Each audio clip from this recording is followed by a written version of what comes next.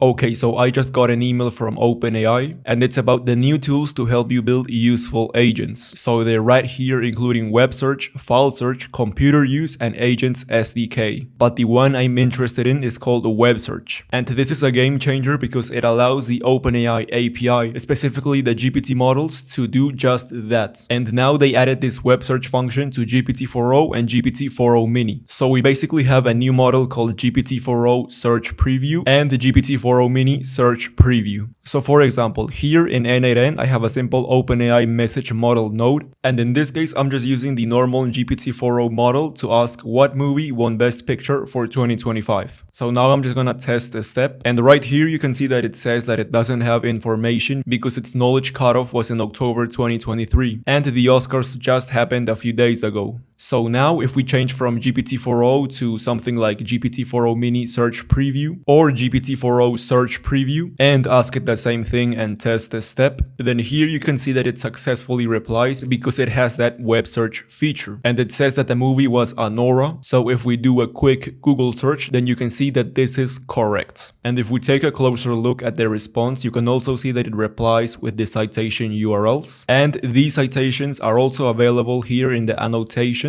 So you can see its title and its URL source, as well as for all of the other ones. So let's just test this one out. And here you can see that the title is Oscars 2025 Anora wins Best Picture, along with all of the respective information. So this citation is a correct match. And actually, this web search function was already available in ChatGPT. So it was this option called Search the Web. And if I ask it the same thing right here, then you can see that it pretty much does the same thing. So here it says Anora, and it includes all of the citation URLs. Okay, so this is awesome, but now let's also check the documentation because there are two extra features that make this more powerful. But just before, let's actually check the pricing real quick. And it's pretty interesting because these search preview models actually have the same pricing as their counterparts. So for GPT-4o mini search preview, we have 15 cents per million input tokens and 60 cents per million output tokens. And for GPT-4o search preview, we have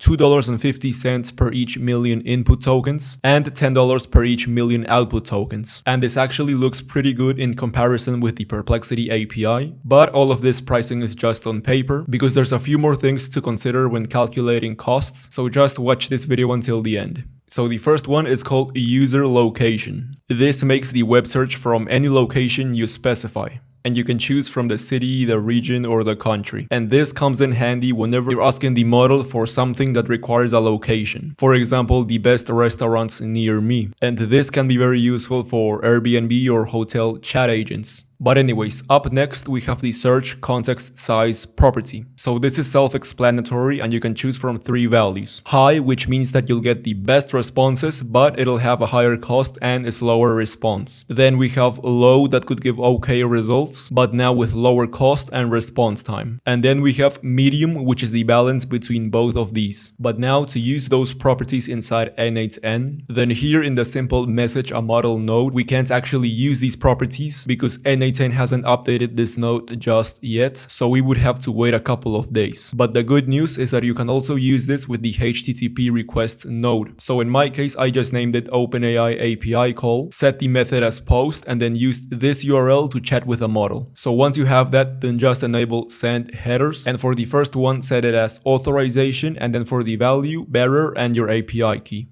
And for the second one, just name it content type and set the value as application/JSON. And now to actually send all of those properties we just talked about, then you have to enable send body. In body content type, put in JSON, and then specify body, put in using JSON. And here just use the JSON from the documentation. In this case, I combined both the search context size and the location. So if you want this, then I'll be leaving it in the description below. First, of course, you choose the actual model. So in this case, it has to be a search preview one, and then for the search context size you can just put it as this and set your value as low, medium, or high right here. Then for the user location you have to put it like this little list in which you can set up your country, your city, or your region. And after that, of course, you can set the normal properties like the temperature, the max amount of tokens to consume, but in this case I'm just focusing on these ones. So once you have it set up, then you can put in your prompt in this user message, and to test out this location feature I'm just sending telling it, give me the closest best rated restaurants. And as you can see, I'm not specifying the location anywhere in the prompt. So if I just go and test this step,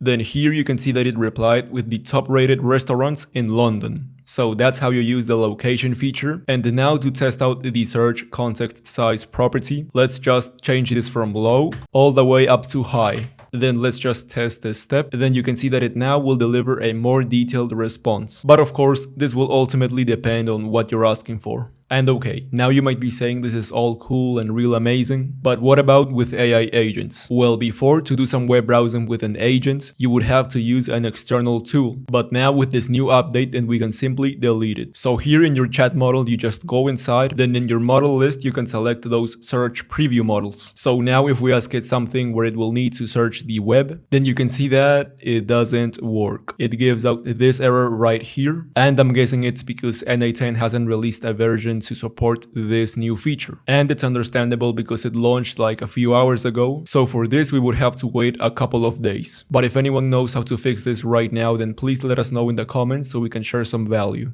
But yeah, this was just a little review on this exciting new feature called Web Search. My name is Ricardo and I create videos about AI agents and AI automation. So if you're into this, then check out my other videos and subscribe and hit the bell to not miss out on any of the videos I post, because this week I'll be uploading very valuable ones. And if you're real serious in starting or improving in this space, then I highly recommend you to join our new community called Nocode AI Automators. Perfect either for beginners or intermediates, because you'll have an intro to AI automation and agents, so you can know how this technology and space works, the N8N Launchpad to teach you how to create your first automation, AI automation and AI agents, as well as a guide on how to use N8N completely for free. Then of course we have the automation and agent blueprint library, where you'll be able to download everything I talk about on my YouTube channel, and this will be constantly updated. You'll also be getting tech support for any issues you might be having with your N8N workflow, and you'll get access to a high-value AI network of entrepreneurs, professionals, and enthusiasts. So if you're into that, then check out the early bird offer and I'll be leaving the link in the description. Thanks again for watching and I'll see you in the next video.